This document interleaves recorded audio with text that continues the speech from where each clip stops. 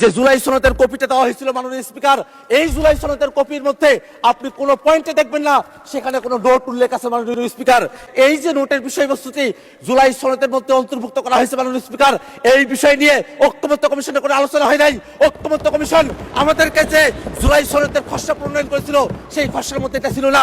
কোনো একটা দল বা কোনো একজন ব্যক্তি এই সংসদ প্লাজার সামনে এসে নিজের মতো করে এই জোটটি সেখানে অন্তর্ভুক্ত করেছিল যাতে জাতির সঙ্গে প্রতারণা করা যায়। মাননীয় স্পিকার, আমরা এই বিষয়ে ঐক্যমত্য কমিশনের যারা দায়িত্বশীল আছেন এবং এখানে আপনারা যারা আছেন তাদেরকে তদন্ত করে এই জোটটি কারা অন্তর্ভুক্ত করেছিল সেই ব্যাপারে আমরা খোঁজ চাই। মাননীয় স্পিকার।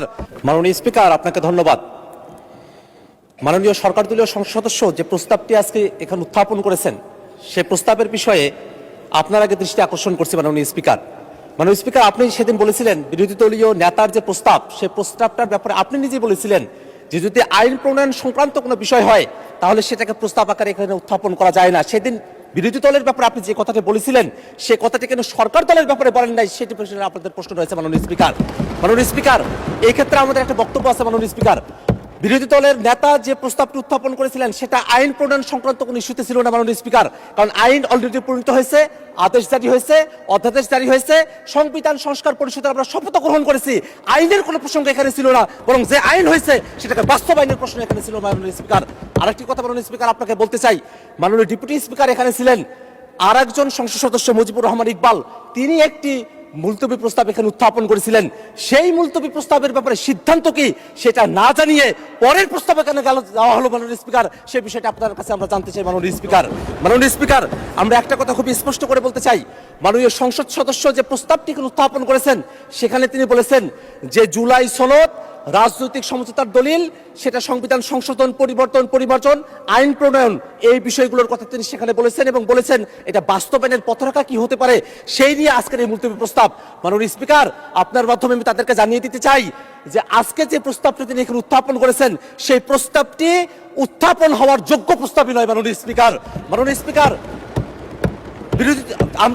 আমাদের যারা সরকার দলীয় সংসদ সদস্যরা আছেন তারা যে স্মৃতি বিস্মৃত হয়ে গেছেন সেই বিষয়টা আমাদেরকে কষ্ট দেয়। মাননীয় স্পিকার, আমাদের মনে রাখা প্রয়োজন 31শে জুলাই যেদিন ঐক্যমত্য কমিশনে সংস্কারের প্রস্তাবনাগুলো নিয়ে আলোচনা কনক্লুশন হলো, সেই দিনই সেই বৈঠকেই বাস্তবায়নের বিষয় নিয়ে কি আলোচনা হতে পারে সেটা নিয়ে সকল রাজনৈতিক দল আমরা সেখানে প্রস্তাব উত্থাপন করেছিলাম। জুলাই সনদ কিভাবে বাস্তবায়ন করা হবে সেটা নিয়ে সেই ঐক্যমত্য কমিশনে আলোচনা সমাপ্ত হয়েছে। সেই আলোচনার ফলাফল আজকে বিএনপি মানতে চায় না। এই কারণে আজকে বিএনপি ব্যাক স্পেসে তারা পেছনের দিকে তারা ফিরে যেতে চায়। মাননীয় স্পিকার, সংস্কারের বিষয়ের যে ঘোড়া সেই ঘোড়া অনেক দূরে গিয়ে গেছে, সেই ঘোড়াকে এখন লাগাম পরানোর চেষ্টা করছে সরকার দলীয় সদস্যরা। মাননীয় স্পিকার, সংস্কারের যে পুরো বিষয়বস্তু এখানে জুলাই সনদ, আদেশ, অধ্যাদেশ, গণভোট, সংবিধান সংস্কার পরিষদ এই 5টা ধাপ রয়েছে। মাননীয় স্পিকার, আজকে এখানে যারা সরকার দলীয় সংসদ সদস্যরা আছেন মাননীয় স্পিকার, তারা আদেশের কথা বলেন না, তারা অধ্যাদেশের কথা বলেন না, তারা গণভোটের কথা বলেন না, তারা সংবিধান সংস্কার পরিষদের কথা বলেন না, তারা শুধুমাত্র জুলাই সনদের কথা বলেন।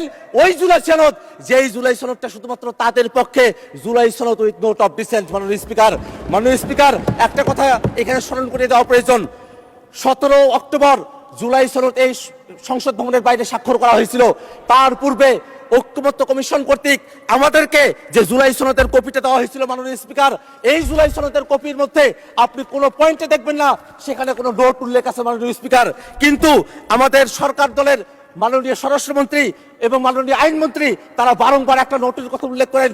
সেই নোটটা হচ্ছে অবশ্য কোন রাজনৈতিক দল বা জোট তাদের নির্বাচনী ইশতেহারে উল্লেখপূর্বক যদি জনগণের ম্যান্ডেট লাভ করে তাহলে তারা সেই মতো ব্যবস্থা গ্রহণ করতে পারবে। এই যে নোটের বিষয়বস্তুটি জুলাই সনদের মধ্যে অন্তর্ভুক্ত করা হয়েছে মাননীয় স্পিকার, এই বিষয় নিয়ে ঐক্যমত্য কমিশনের কোনো আলোচনা হয় নাই। ঐক্যমত্য কমিশন আমাদেরকে যে জুলাই সনদের খসড়া প্রণয়ন করেছিল সেই খসড়ার মধ্যে এটা ছিল না। কোনো একটা দল বা কোনো একজন ব্যক্তি এই সংসদ প্লাজার সামনে এসে নিজের মতো করে এই জোটটি সেখানে অন্তর্ভুক্ত করেছিল যাতে জাতির সঙ্গে প্রতারণা করা যায়। মাননীয় স্পিকার, আমরা এই বিষয়ে ঐক্যমত্য কমিশনের যারা দায়িত্বশীল আছেন এবং এখানে আপনারা যারা আছেন তাদেরকে তদন্ত করে এই জোটটি কারা অন্তর্ভুক্ত করেছিল সেই ব্যাপারে আমরা খোঁজ চাই। মাননীয় স্পিকার। খবরের কাগজ, নিখাত, নির্ভীক, নিরপেক্ষ।